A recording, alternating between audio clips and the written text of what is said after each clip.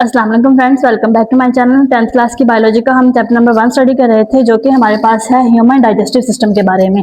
ठीक है, हमने प्रीवियस लेक्चर के अंदर स्टडी किया ओरल कैविटी को और देखा कि किस तरह जो हमारा माउथ है वो फूड को मॉइस्ट भी कर रहा है। ठीक है, उसकी तोड़ फोड़ भी कर रहा है, पार्शियल डाइजेशन भी फूड की हो रही है, और ताकि जो फर्दर प्रोसेसिंग है वो उसको ईजी बनाया जा सके।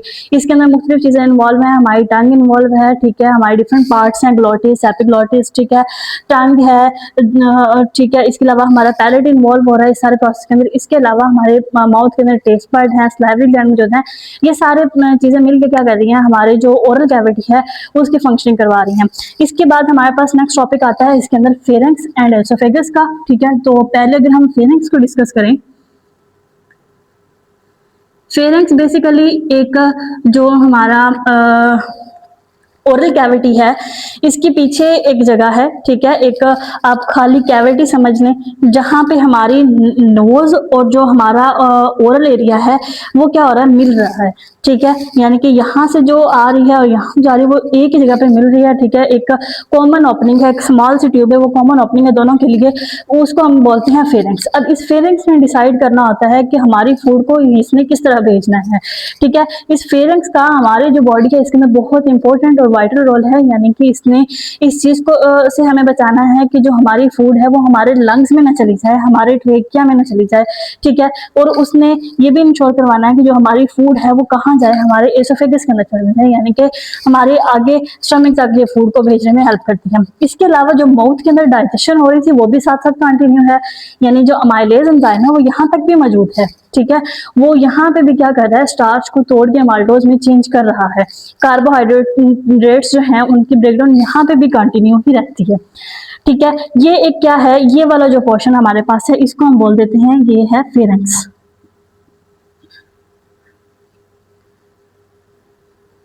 ठीक है, और ये एक जो है वो छोटी सी एक ट्यूब होती है हमारे माउथ के पीछे।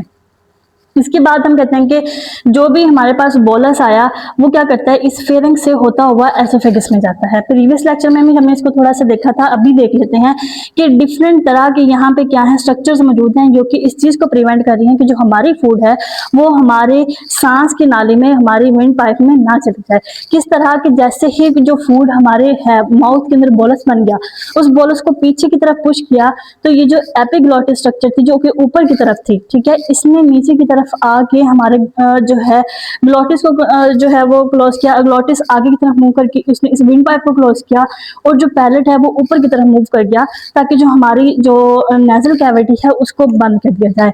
और उसके बाद जो बोलस है, ठीक है, वो आ गया हमारे फेरेंक्स वाले एरिया में। अब फेरेंक्स में क्या करना है, इसको नीचे की तरफ पुश करना है और भेज देना है एसोफेगस में। ठीक है, एक दफा फिर देख लें कि जो एपिग्लोटिस है ये नीचे की तरफ मूव किया, ग्लोटिस आगे की तरफ मूव किया, और पैलेट ऊपर की तरफ मूव किया। पैलेट ने नेजल कैविटी को बंद किया, एपिग्लोटिस ने इस एरिया को, और ग्लोटिस ने आगे होके विंड पाइप को, यानी जो सांस की नाली है उसको दो चीजें क्लोज कर रही हैं। ठीक है, इसके बाद क्या होगा कि बोलस को एक सीधा सा और थोड़ा सा खुला सा रास्ता मिल जाएगा और वो आराम से नीचे की तरफ चला जाएगा। अब नीचे क्या चीज है, हमारी एसोफेगस है। ठीक है, फेरेंक्स के बाद हम देख लेते हैं एसोफेगस को।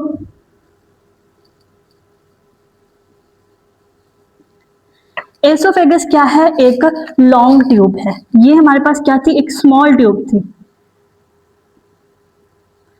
ये एक लॉन्ग ट्यूब होती है, राउंड अबाउट ये 25 सेंटीमीटर लॉन्ग होती है। ठीक है, और इसका काम क्या होता है कि हमारे मुंह से फूड को लेके जाना होता है इसने स्टमक के पास। ठीक है, लंबी सी है और ये मसल से बनी होती है, इसके अंदर कोई भी हड्डी नहीं होती।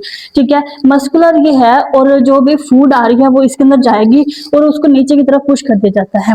ठीक है, और ये सारी वाल्स किसी से बनी हुई है, ये मस्कुलर वाल्स हैं।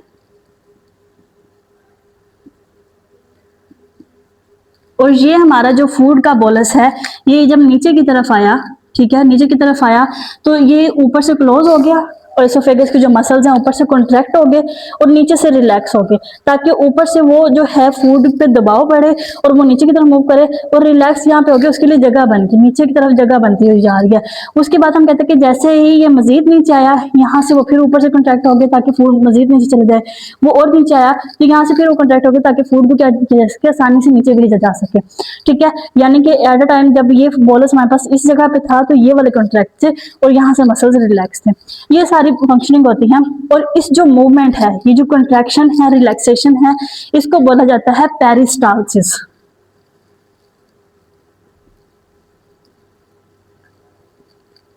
यानी कि वेव लाइक मूवमेंट, ठीक है, ऑफ मसल्स ऑफ एसोफेगस। ठीक है, हमारे जो एसोफेगस है इसकी जो मस्कुलर वाल्स हैं, इनकी जो वेव लाइक मूवमेंट है जो कि क्या करती है, फूड को पुश करती है, that push food in our stomach, इसको हम बोलते हैं पेरिस्टाल्सिस। ठीक हो गया। तो ये हमारा एक शॉर्ट सा टॉपिक था जिसके अंदर हमने अंडरस्टैंड किया कि फेरेंक्स किस तरह फूड को ओरल कैविटी से एसोफेगस में भेज रही है और इस चीज को भी प्रिवेंट कर रही है कि फूड हमारी विंड पाइप में ना चली जाए। ठीक है, अगर तो एक छोटा सा जरा चला जाए तो फौरन तौर पे हमें क्या आती है, खांसी आना शुरू हो जाती है। ठीक है, और जो है वो बाहर चली जाती है, फूड हमारी वहां से निकाल जाती है, हम कहते हैं गले में खाना लग जाता है। ठीक है, इसके अलावा अगर बाय मिस्टेक छोटा सा जरा कोई हमारे आगे चला जाए तो स्टमक की जो वाल्स हैं, सॉरी हमारे लंग्स की जो वाल्स हैं वो क्या हो जाती हैं, वो बंद हो जाती हैं और सांस लेने में प्रॉब्लम होती है और इवेंचुअली जो है कुछ केसेस में डेथ भी देखी गई है, जस्ट इस वजह से कि खाना जो है वो सांस के नाले में चला जाता है। ठीक है, फेरेंक्स के बाद हमने एसोफेगस को देखा कि किस तरह जो फूड है वो आहिस्ता आहिस्ता मूव करते करते कहाँ चली गई, हमारे स्टमक के पास चली गई। यानी कि इसका काम यही होता है, यहाँ पे डाइजेशन नहीं होता है, एसोफेगस में कोई डाइजेशन नहीं हो रही, इसका काम जस्ट इतना है कि इसने मसल्स ने बार बार कॉन्ट्रैक्ट रिलैक्स करके एक वेव लाइक स्ट्रक्चर बनानी है ताकि उस फूड को नीचे की तरफ भेज दिया जाए।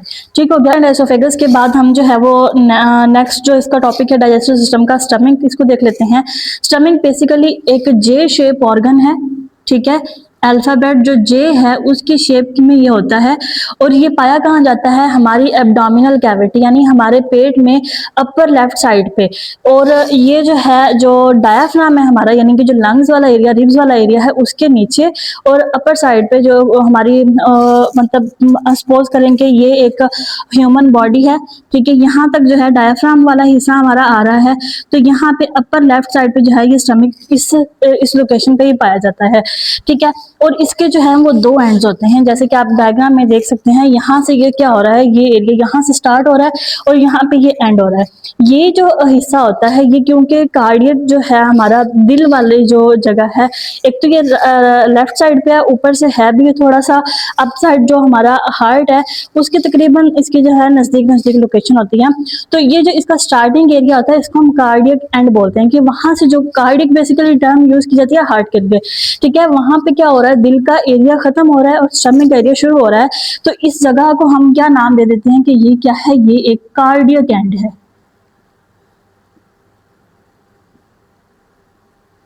और इसी तरह जो स्मॉल इंटेस्टाइन के पास आ रहा है उसको हम बोल देते हैं कि ये क्या है, पाइलोरिक एंड।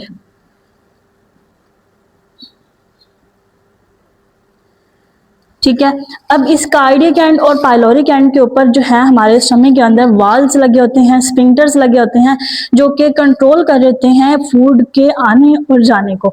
ठीक है, यानी कि ये यहाँ पे एक वाल्व लगा हुआ है, एक वाल्व यहाँ लगा होता है, इनका काम क्या होता है, बेसिकली इन्होंने फूड के जो है वो कंट्रोल करना होता है कि कितनी खुराक आ रही है। ठीक है, जब आएगी इन्होंने ओपन हो जाना है, जब जाना है इन्होंने क्लोज हो जाना है। ठीक है, तो ये जो है जो कार्डियक एंड पे हमारे पास जो स्फिंक्टर पाया जाता है इसको हम बोलते हैं कार्डियक स्फिंक्टर।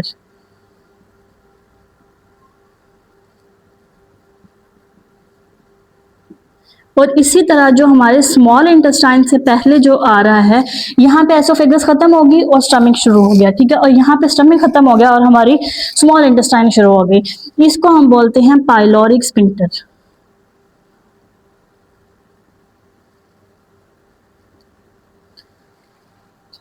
ठीक हो गया।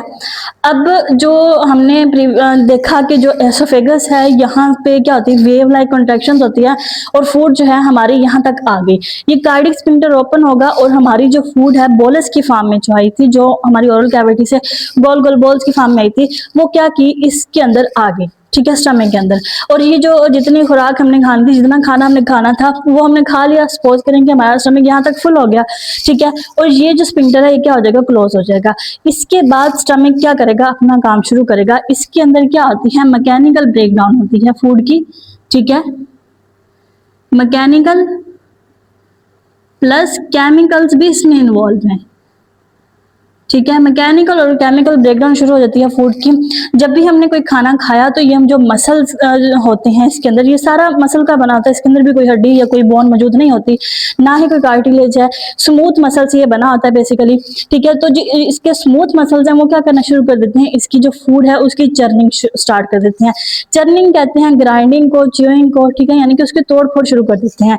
हमारे फॉर एग्जाम्पल कि आपने एक बाइट जो है फूड की वो ये वाली ली और हमारे माउथ ने उसको इन पार्ट्स में जो है वो डिवाइड कर दिया, लेकिन हमारे स्टमक के पास जब ये फूड जाएगी तो ये क्या करेगा, इसको मजीद इन छोटे छोटे पार्ट्स में डिवाइड कर देगा, ठीक है,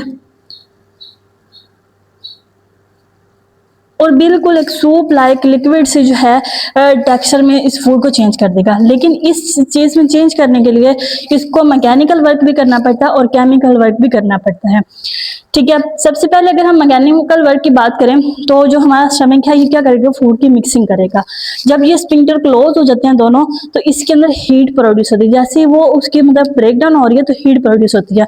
इसीलिए कहते हैं कि खाना खाने के फौरन बाद जो है पानी नहीं पीना चाहिए, क्योंकि इससे जो है स्टमक की एक्टिविटी डिस्टर्ब होती है, उसका टेम्परेचर लो हो जाता है, और जो हमारी फूड है इसके अंदर जो लिपिड्स हैं, बेसिकली जो फैट्स और जो लिपिड हमने खाए हैं, तो वो मेल्ट नहीं होते और वो हमारी बॉडी के अंदर ही जमा होना शुरू हो जाते हैं। जब यहाँ पे हीट प्रोड्यूस होगी तो जो लिपिड होंगे वो मेल्ट होंगे, और जो वो जितनी बॉडी एक्टिविटीज होंगी उसके अंदर वो यूज हो जाएंगे। तो जो है हम ज्यादा जो है मोटापे का शिकार नहीं होंगे इसकी वजह से, ठीक हो गया। इसके अलावा अगर हम इसके अंदर केमिकल देख लें किस तरह होते हैं, तो ये जो एरिया है हमारा जो सारा स्टमक है इसके अंदर मौजूद होते हैं गैस्ट्रिक ग्लैंड्स, ठीक है, गैस्ट्रिक ग्लैंड्स। अब ये ग्लैंड्स क्या करते हैं, ये तीन चीजें सिक्रीट करते हैं, ठीक है। इसके ये तीन पोर्शन है हमारे पास, एक ये पोर्शन है, एक ये पोर्शन है और एक ये पोर्शन है। हमने जस्ट एक जो है जो हमारा गैस्ट्रिक ग्लैंड है उसकी जस्ट एक विलाई को हमने कंसीडर किया है, ठीक है। सबसे पहले तो आप इसको देख लें कि ये हमारे पास है क्या चीज, ये स्टमक का जस्ट इतना सा पोर्शन हमने जो है इसको क्लोज अप लिया है, ठीक है। ये हमारे पास क्या है, ये गैस्ट्रिक ग्लैंड्स हैं, ठीक हो गया। अब ये गैस्ट्रिक ग्लैंड्स क्या करते हैं, ये सिक्रीट करते हैं कुछ केमिकल्स हमारे स्टमक में, जिससे क्या होती है, हमारी डाइजेशन तेज होती है, ठीक है। ये वाला जो पोर्शन है सबसे स्टार्ट पे आपको नजर आ रहा है, ये सिक्रीट करता है म्यूकस। उसके बाद जो पोर्शन आपको नजर आ रहा है ग्रीन हिस्से में, ये रिलीज करता है HCl यानी कि हाइड्रोक्लोरिक एसिड। और जो लास्ट हमारा है यहाँ पे रिलीज होती है इनएक्टिव फॉर्म में पेप्सिनोजिन,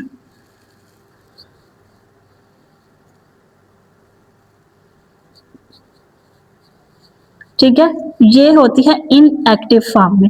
अब इसका जरा सा अगर हम मैकेनिज्म अंडरस्टैंड कर लें, ठीक है, बेसिकली आप देखें कि हमारा जो स्टमक है ये मसल से बना हुआ है, लेकिन हम जो गोश्त खा रहे हैं, हम जो कार्बोहाइड्रेट खा रहे हैं, जो भी फैट खा रहे हैं, उनकी डाइजेशन जाके यहाँ पे स्टमक के अंदर हो रही है, ठीक है। तो ऐसा भी तो हो सकता है ना कि हमारा स्टमक खुद ही डाइजेस्ट हो जाए। इतने जो इसके अंदर डेंजरस केमिकल्स बन रहे हैं, हाईली एसिडिक है इन्वायरमेंट इसकी, ठीक है, खुद भी तो खाया जा सकता है ना, लेकिन ऐसा नहीं होता। सबसे पहले तो इसके अंदर ये जो गैस्ट्रिक ग्लैंड मौजूद है, ये यहाँ वाली ये जो लेयर है ये क्या करती है, ये एक म्यूकस हमने पढ़ा था कि क्या होता है, स्लाइमी सा लिक्विड होता है, ठीक है, उसको खारिज करती है।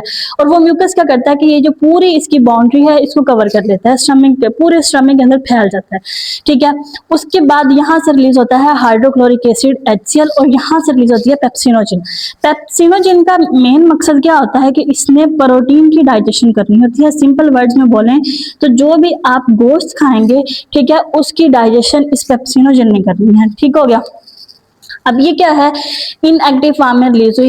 इसको एक्टिवेट कब किया जाता है, जब हमारे पूरे स्टमक के अंदर जो है म्यूकस की लेयर फैल चुकी है, ठीक है, वो अच्छे तरीके से प्रोटेक्टेड हो चुका है। उसके बाद पेप्सिनोजेन रिलीज किया जाता है और HCl के साथ मिलके ये एक्टिव हो जाता है।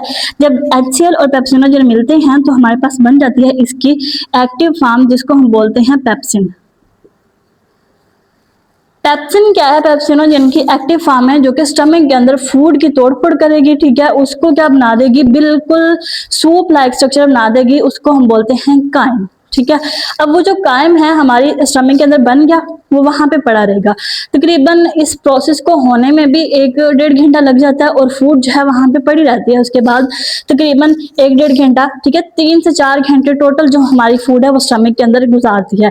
उस प्रोसेस, उस टाइम के दौरान ये सारा प्रोसेस भी हो रहा है और कुछ वैसे ही वो जो है वो स्टोर रहती है फूड हमारे स्टमक के अंदर। इसके बाद जब फूड की डाइजेशन होगी, ठीक है, वो काइम बन गया, ये पाइलोरिक स्फिंक्टर ओपन होगा, ठीक है, और ये जो फूड होगी जो हमने स्टमक यहाँ तक भर के खाना खाया हुआ है और वो हमारा काइम बन चुका है, तो उसको क्या करेगा, हमारा पाइलोरिक स्फिंक्टर ओपन होके स्मॉल इंटेस्टाइन के पास भेजना शुरू कर देगा। अब ऐसा भी नहीं होता कि ये जो स्टमक है एकदम से बिल्कुल खाली हो जाए, ठीक है, यानी कि आपने जब खाना खाया उसके बाद आपको भूख लगती है, पहले आपको थोड़ी भूख लगती है, फिर थोड़ी सी ज्यादा, फिर आहिस्ता आहिस्ता क्या होता है कि भूख से बिल्कुल आप निढाल होना शुरू हो जाते हैं। निढाला तब होते हैं जब ये बिल्कुल खाली हो चुका होता है, ठीक है। तो थोड़ा सा 5 मिलीलीटर, फिर थोड़ा सा और, फिर थोड़ा सा और, ऐसे थोड़ा थोड़ा करके उसको जो है वो स्मॉल इंटेस्टाइन के पास भेज दी जाती है, ठीक हो गया। तो हमारा जो अगर आपने कभी किसी जानवर की ओजरी देखी हो, तो ओजरी बेसिकली स्टमक को ही कहती हैं। अगर आप उसके अंदर वो देखें तो आपको बिल्कुल छोटे छोटे से जो है उसके ऊपर स्ट्रक्चर्स नजर आएंगे इस फॉर्म में, ठीक है। इस फॉर्म में जो है उसके ऊपर छोटे छोटे से स्ट्रक्चर्स बहुत ज्यादा बने हुए होते हैं। इनको जो है बोला जाता है विलाई भी बोला जाता है, या इसको आप जो है वो गैस्ट्रिक ग्लैंड्स बोल सकते हैं। उन्हीं के अंदर से ये सारे केमिकल्स क्या हो रहे होते हैं, रिलीज हो रहे होते हैं। तो ये था हमारा टॉपिक जिसके अंदर हमने स्टडी किया स्टमक की वर्किंग को, ठीक है, कि स्टमक किस तरह ये केमिकल रिलीज कर रहा है, उसके साथ साथ अपने आप को भी प्रोटेक्ट कर रहा है। सपोज कि आप बहुत सारे जो है स्पाइसेस खा रहे हैं, बहुत ज़्यादा स्पाइसी खाना आप खा रहे हैं और कॉन्टीन्यूसली आप उसको खा ही जा रहे हैं, तो ये जो हमारा म्यूकस है ये क्या होना शुरू होता है, ये यूटिलाइज होना शुरू होता है। यानी कि वो जब मसालेदार खाने आप खाते हैं तो वो इस म्यूकस की लेयर को तोड़ना शुरू कर देते हैं। फॉर एग्जाम्पल कितनी मोटी लेयर म्यूकस की बनी हुई थी, तो वो म्यूकस हमारा कम होना शुरू हो गया। अगर म्यूकस जो है खत्म होता था, हमारे बिल्कुल ये स्टमक की वाल एक्सपोज होना शुरू हो जाएंगी, तो ये वाले जो केमिकल हैं ये जाके उसको जलाना शुरू कर देंगे। वहां पे जो है क्या होगा, जख्म हो जाएगा, ठीक है, उसको हम बोलेंगे कि स्टमक का अल्सर हो गया। इसीलिए ज्यादा स्पाइसेस भी नहीं खाने चाहिए ताकि हमारा स्टमक हेल्दी रहे, ठीक है। और इस खाना खाने के फौरन बाद पानी भी नहीं पीना चाहिए, आधे घंटे बाद, ठीक है, आप पानी पी सकते हैं ताकि वो जो कायम बना है आपका, ठीक है, जो सूप लाइक स्ट्रक्चर बन चुका है उसको मजीद पतला करके स्मॉल इंटेस्टाइन के पास भेजा जाए ताकि वो क्या हो, उसकी वर्किंग आसान हो जाए, ठीक हो गया। तो ये हमारा टॉपिक था स्टमक का। इससे पहले हमने फेरेंक्स और एसोफेगस को स्टडी किया। इससे अगले टॉपिक में हम देखेंगे कि यहाँ से जो फूड जा रही है हमारी स्मॉल इंटेस्टाइन के पास, हाईली एसिडिक एनवायरनमेंट है, अब यहाँ पे म्यूकस मौजूद है, स्मॉल इंटेस्टाइन में म्यूकस नहीं है। जब आपका ये इतना ज़्यादा तेजाब स्टमक से जाएगा स्मॉल इंटेस्टाइन के पास, तो उसके पास ऐसा कौन सा मैकेनिज्म है कि वो डैमेज नहीं हो रही, ठीक हो गया। इसको हम स्टडी करेंगे और उसके बाद हम लार्ज इंटेस्टाइन को भी स्टडी करेंगे कि जो हमारे वेस्ट मटेरियल हैं फूड के अंदर वो कहाँ जा रहे हैं, जो यूजफुल मटेरियल हैं वो कहाँ जा रहे हैं। तब तक के लिए stay connected. Thank you and अल्लाह हाफिज़।